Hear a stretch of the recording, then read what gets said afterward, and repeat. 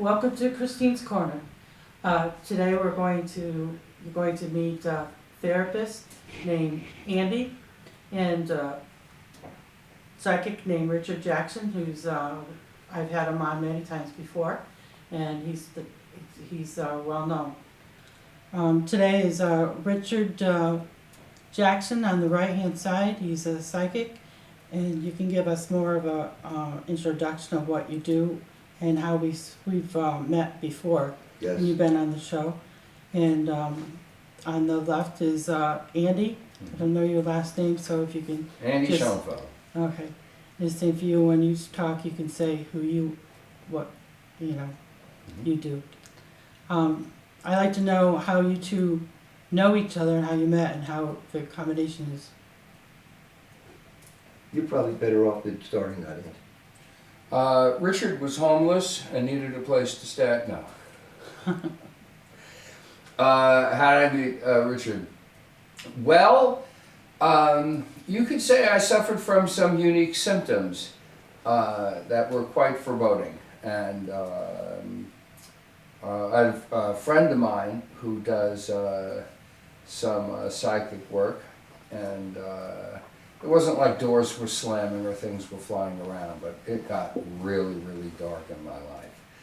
And so he said to me, "I will call my master." And I was like, okay. I was massively depressed. I had unbelievable anxiety. I was so anxious that I couldn't even drink tequila, and that is anxious. And so I was a wreck. I was an absolute wreck. I couldn't sleep, and it was deep, very, very dark. So he said, "Call Richard." And so I got on the phone one day, and I said, "Hello." And probably the third thing that he said to me was, "I think we're going to do some great work." And so we set up a time. It was January, probably 2013, and we met in the room upstairs. And I walked in. He came in the room because I was already up there. Came in the room, and he looked at me and he said, "Your father is here." Now I just met the guy, so I'm like, "All right, my father's dead. Thank you." Did you know he was a psychic, of course? I was told that it was he's a master, and so I was like, master chess player. Right. So he looked at me and he said, "Your father's here," and I said, "Oh yeah." And he said, he wants to let you know that he got his golf game down. Now, I just met the guy, so how the hell would he know that my father was learning how to play golf? Right. Just prior to... Wow.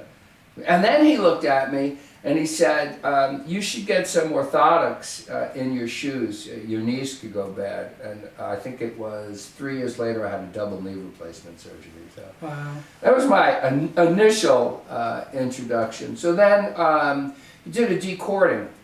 Told me I was corded to someone in some spots that are quite tender. And he did a decording, and then he came back probably a week later. The interesting thing when he came back a week later, two things. He said, "You're going to feel sore in some of these spots that I decorded you on." And I was like, "All right." Well, by the time he got back, it felt like someone punctured me in various places in my body, so we got that. And then he said, "The person that you're decorded to, who I haven't spoken to in months, said that person is going to try and get in touch with you to get back in." And lo and behold, He did. that person tried to get back contact with me. But interestingly enough, so we're sitting in the living room upstairs, and he's talking, and he's going on and on and on and on and on. And my eyes are closed, and he's talking and he's talking and he's talking. And all of a sudden I opened up my eyes, and it looked like there were clouds in the room. The entire room was white. Wow. It looked like it was like we were Wow. in the clouds. Wow. It looked like there was fog in the room, like Like there is right now. clouds in the room. And so I remember just getting really high off of that. That was, just like spectacular. And we sat, we talked and talked and talked and talked. And then it was about a couple of weeks after that, I had a client who, I'm a social worker, a clinical social worker. So I had a client of mine that had, a really pretty stiff diagnosis, took a lot of, some deep medications, and was complaining constantly that his stepson was taking things and moving things, turning lights on and messing with him. And they would get into fights like, wow. And so, right out of the blue, I said to him, are you sure it's your stepson moving all of these things? And he says, well, who else could it be? And just for some reason, which I was a little nervous of doing at that moment, because psychic phenomena and psychotherapy don't fit in the same sentence. I says to him, is there any unusual activity in your house? And he was like, what kind of unusual activity? I don't know. You have like any strange things happen? And he says, he shows me his camera, and he means like this, and in his living room were these huge orbs. Wow. Captured in the picture. So I said to him, maybe it's not your stepson doing this. Maybe it's something else, maybe some psychic phenomenon taking place. I had no clue back then. And so I called up Richard and I said, would you be willing to meet with my client? And so he went over there and cleared the house, did a whole bunch of things, and these people loved him. Absolutely loved him. Like, loved him. And so, that went well. And I never heard again about the stepson, doing something. After he cleared. Yeah, after clear the house. So after that, I was just emboldened a lot more to ask him to come on the cases. And so after that, it were families that just have massive nuts things happen in their house. Just really, really disturbing stories. And so he started working on the cases. And I don't know, we've done a couple of hundred since then. A couple of hundred since then? Yeah, oh yeah, definitely. Wow. 7 years, sure. Easily, yeah. And so, call him up, this person needs to be seen, and off and running. And so that's how I met, and that's what we do. That's where the psychic and the shrink comes from. Right. That's the same sentence, you're right, you just don't... yeah, he's the psychic, usually they're I'm the shrink. against psychic, so... Yeah, I'm the psychic and the shrink, yeah. Yeah. And so, that's how it evolved. To this day, I have, he went and saw two of my clients just last week. Oh, just last week. Yeah. And they love him. They just absolutely like him. So my question to you, Richard, is then, does something happen in their lives because of the way they're happened in their lives, like abuse maybe, that brings on these evil spirits or conjuring? There's more likely to be overt things happening with people who have had abusiveness in their lives. They're more, the incidence of what's called a stone child is more likely to happen. They're more likely to have problems because their developmental stages have been messed with and their confidence has been messed with. And families is what teaches us how to get along and move. So if we have a problem with that growing up, it may someday be something that when we get it over, we're all the better for it, but we don't always get over it. And there's always something, even if it's not always abuse. Sometimes there's spiritual factors in everyone's life. Whether they believe it does not matter. Whether they are religious or have no religion does not matter. Whether they want the help or accept the help does not matter. I simply ask them, would you like me to continue or work with me? And it's usually, if I'm there, yes. And I explain that it might just be people move into a house, and in the house, maybe one of their children is like the child who lived there before, who may have had some very bad problems, maybe they've passed. It might be several generations ago before we had the knowledge we do now. You know, they used to take people who were autistic and things and leave them in attics. A lot of people are not aware that if they live in developments, it's often developments where there is a large mansion and all of a sudden now it's 50 homes or a big farmhouse. But people back from 1840, 1860 all the way to 1950, 1960, especially upper middle class and lower class upper people, what did they do to entertainment? Well, if they didn't go to the opera, if they didn't have a little party at their house, what they would often do is have a seance.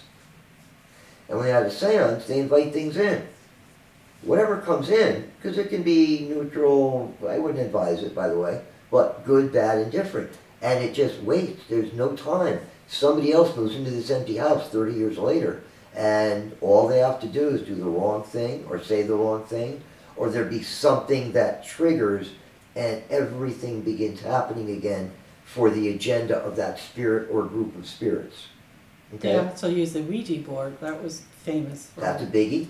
But even in a place that used to be a farm, what if a farmer had a son when no one was looking who used to abuse the animals? And along comes somebody else 50 years later, and two people have lived there, but somebody makes it a farm again. They get the sheep back, and all of a sudden, this happened in Pennsylvania, boom, they had a nightmare. Because whatever it was actually a place that was the Underground Railroad. And things had happened, they had no knowledge of this. They knew it was an old house, and Quakers had been there, and it predated the Civil War, right next to Gettysburg. And I had an enormous amount of cases there, and we never knew where it came from. But the fact is, we live in a spiritual universe that is 99.9 neutral, good, or very good. But sometimes there's a residue of something that if it's not dealt with, if it's not mediated, if it's not put to rest, something will trigger it. Like anything else, it's going to recur on some level again. I see. So this is how you two work together. Do you refer, Richard, do you refer to Andy for people that you have dealt with also, as well as Andy referring you to him? I'd say it's 98% Andy towards me. Although I have mentioned to several people, I think you should talk to Andy or see Andy, and several have. And some of them, Andy said, talk to me, I'll give you a little hand with this, I'll write a letter of what I think you should do, and maybe you can do that. And maybe they didn't work together, but Andy totally pointed them in the right direction. So the answer to that is basically yes. Yeah. Yes. So just holistically and therapeutically you are doing this. Yeah, it's like... Well, you have to try and understand. Okay. He's the best therapist I've ever met. He doesn't have the title, but I'm like, he's the best therapist I ever met. You have no clue at the skill level he has. He's a hypnotherapist. He can say the right word at the right time, and you will physically have a physical reaction to it.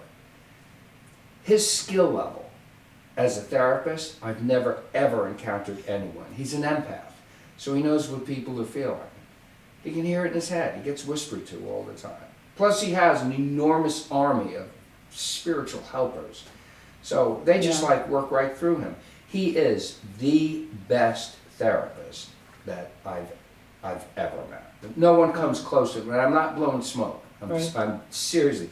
He is the most skilled therapist. I have a client who we work with. Now, I don't ask a lot of questions about the past. I'm more interested in what's going on in your head at this exact moment. I don't do that stuff. And so he was with me for a year, and he got really, really better. And he also worked, I sent him to, with Richard, worked a lot with Richard.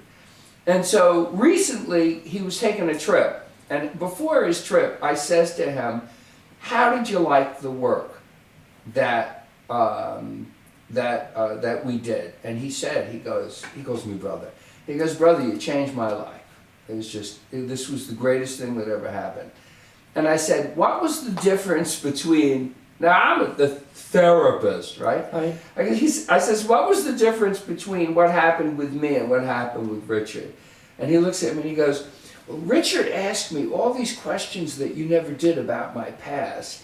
And he got me to talk about things that I never even thought was relevant to talk about. And I know nothing about this guy's past. I never even asked. It's not, to me, it's not relevant. Right. And so a lot of times a case will come into me and I'll be like, I'll just send them to him. Because I'll be honest with you, he's the best therapist ever. No one comes close. Wow. But you owe me for that. I owe you for a lot more than that. And I in turn have gotten probably the best therapy I have by the way Andy has shown me the respect for what I've been through. A lot of the things I know through my own suffering. And I'm able to say to people, you know, what you have that's bothering you now is oftentimes the seed, the fertilizer for things you want to do. It's a matter of using them for you. You know, most people who are intuitive have had some abuse or loss in their life. So they need something to compensate for it. And sometimes the best things that can happen to us is we have a problem and we don't seem to be able to solve it, then we do. Now all of a sudden we have a confidence, we have confidence in other people. And the one thing that I noticed, and I thought about this on the way here today, is that Andrew and I never question each other's intent and findings. I might say, well, I think that's maybe a little less than that or a little more than that, but it's happened so many times that it's usually spot on. We just work together like cream and sugar and coffee. If you don't like cream and sugar and coffee, it just works that way because you get to know people. And that a lot of things I've done because I saw people, including before I did this work. It's 32 years I've been doing this. And in my own life, there was a lot of dysfunction as well as a lot of good. So I had a little mix of both. But I started working out of necessity, not of desire, with Ed and Lorraine Warren, which is ultimately how we met. The person who heard my name said in the Warren classes and their presentations, Ed would always talk about his son, Richard. And he said, I got to find out this guy.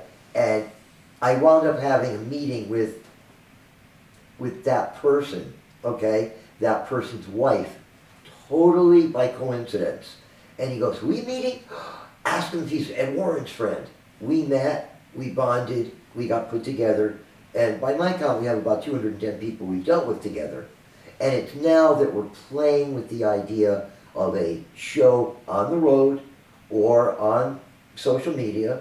We're not sure what, but we just know given enough time, the psychic and the shrink is catchy. But the idea is our psychological and spiritual lives mix. Whether anyone believes it, doesn't matter. They do. So sometimes the answer for one thing lies in part in the other. You can no longer separate them that you can water from soil and expect a plant to grow. You know, you need both. You need water, you need sunshine, you need a medium, like the soil. So, you know, does that apply? No, some people need to simply be specialists in what they do. But we have found, like the family, we had one in Milford, that they moved into a place where the ground was cursed.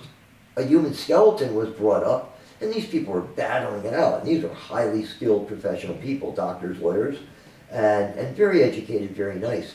It was like World War III. And they didn't ever stop to think that what triggered the worst in them was because they moved into a spot on land where all that had been continually taking place, and they simply became players in something greater than them. Once we did our blessing and it got explained, they're doing a whole lot better. What happened was this family, after the sun would go down, after the sun would set, Right. the family would turn against each other. Like, I can't repeat in mixed company what they would say to each other. It was brutal. So one day, I'm talking to them, and I said, so let me ask you a question. You ever have any unusual phenomena at your house? So she looks at me and she says, you mean that like when we did the renovation, like 1 million black flies were all over our home? Wow. You mean that when we started digging, that there was like an Indian burial ground that we were on? And I was like, something just like that, yeah. But here's the interesting thing. They'll see me, I don't know, maybe 30 times, 40 times, 50 times. They'll see him 4 or 5 times. I always have to say to people, you don't recognize what really changed your life. It's 6 months to a year after he works with people, their entire circumstances changes. And I'm telling you, I see this time and time and time and time again. And I always say to people, you should call Richard and thank him, because that's really the reason why why your life changed. And I'm talking about some like serious changes. 6 months to a year. 6 months to a year, that's short. 6 months to a year, you really start to see some changes come in. You two have a show together, or did have a show together? No, we're looking to keep working this so that it can evolve. And it's just a matter of putting time into it. We were starting to get there, and gee, what do we do? Maybe we should do some things in public, and let's just see where this is going. And a very well-known news lady, award-winning news lady here, knew also another Emmy winner, who is my friend, I could say it's Alyssa Wood, who put out all about premature birth families with CPTV. So she introduced me to Paul Smith, who used to produce the Yukon girls, the basketball teams. So he did a 6-part series on me. And I realized the value of that and the amount of people who saw that online. And when we started working together, and the main reason that I actually want to work together is the psychic and the shrink, is that so many people would never consider the two as something that's like, like a locomotive and a coal car. They need to go together. Right. And most people instead will think about their faith or their religion and psychology. Now, sometimes I will help them with that. I am an interfaith minister, priest. But the point is, spirituality and religion they're probably as different with each other as psychology and spirituality. They're not the same. And when you put these together, it's a great word, I love that you said it, it's holistic. And even the language, people have started saying holistic. No, it's not holly from Christmas. It is holistic. Whole healing means all of us have to heal all parts of us. Because in order to do that, or in order to really heal, if you, God forbid, you have poison ivy on your right hand, you can't just deal with your thumb and expect the rest of the arm to heal. You need to deal with the rest of it. Right. And maybe one part's going to be in water, so you want to deal with it slightly different than you deal with the arm. It's just a matter of really, I don't want to say common sense, it's about seeking things through and be willing to say things. It's okay to be wrong, but it's important to say things to people. And I think the main reason that Andy, who by the way on his own right is an incredibly loved therapist, I've never seen anyone like him, with the people I've met who've seen him, their generations before have seen him, the accolades he's gotten is a whole other story. So we're a great fit, is that people trust Andrew. And I realize that people may not trust me, but if I am honest with them, and I have in 7.5 years, no one has even intoned that they thought I was trying to steer them or I wasn't entirely honest with them. If you give people the warmth of caring and honesty, you could almost be there and just give them some compassion. It's going to help them. It's the honesty and integrity. And the sad thing is today we have learned through the expedition of communication, like the internet, like TV, is, one-shot lines work, the push button, oh, do this and everything's fine. Sometimes it can be, but it's usually these stories unfolding that as you start changing factors and moving them and letting people push something out and replace something in, everything begins to change. That's why in 6 months to a year, they get the most effect, not that you don't right away, but it keeps getting better. Yeah. I would rather that happen Those. than I do, oh, they're great the first week, then 3 weeks later, well, we're back to square one. That's not what I want to do. Right. I'm there that if you have a life-altering problem that has bothered you for a long time, then you have to give yourself some time to lift it out, because you can't deal with something in 3 minutes that's been going on for 30 years. Or, you know, whatever the ratio is. Right. And people usually take me at my word, because I'm in the same boat. I'm doing to them what I wish sometimes somebody had done for me. Because an addiction, somebody's speaking to me, and I go, okay, do the BS on somebody else. Now let's get to the truth. Why? I was an addict. I was lucky. It could have cost me my life.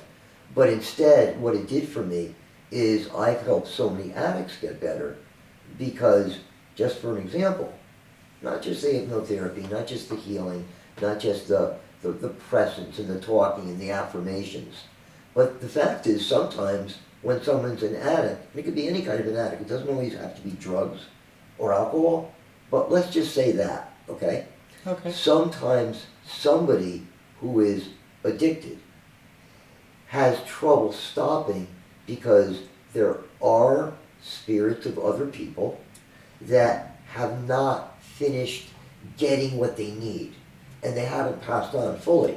So they need that drink, they need that pill, they need that powder, and they will go to somebody who's doing it, and even if they're trying to stop, they will talk that person, come on, we gotta get drunk again, because they will vicariously get high through that person. Now, I would think this is a bunch of gaff, but it's not gaff, because it happened to me. Oh, It could have cost me my life, but instead, it's made me help people, in some cases, get their life back. yeah. And do people have to believe that that's happening? No, they only have to believe that I believe it, let me work with you. So bad spirits can also help the person, or not help the person being the addict, they'll make it even worse for that, that person. Absolutely, and they're not always bad. They're troubled. And if they're not fixed, the trouble continues. So what I do is I don't just help the person, I help the spirit too. Oh, How can you do one, not the other? right, It's like going into a house with infection. You make the person well, they go back home, their house was infested. You have to clean the house, make the person well, now they can go back together. do they still see you, Andy, the therapist, as they're seeing Richard? Mhm. Yeah, But you see, with me, I'm more, because I do like I see like 40-something people a week. So I'm like 50 minutes, 45 minutes. You go to him, you'll be sitting there for 6 hours. I mean, oh, it's completely Different. different. It's a completely different ballgame.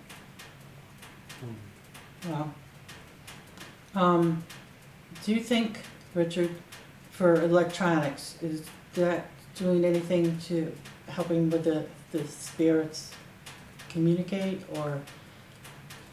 Do you mean the internet, things like that? Yes. Or electricity? Because there's two different things here. Oh, well, we can talk about both, so, Okay, yeah. Yeah. We'll do the electricity first. there's a whole bunch there, and I'd like to pick it up, and it's another little conversation, but I'd like to pick that up in the next segment. Okay, sure.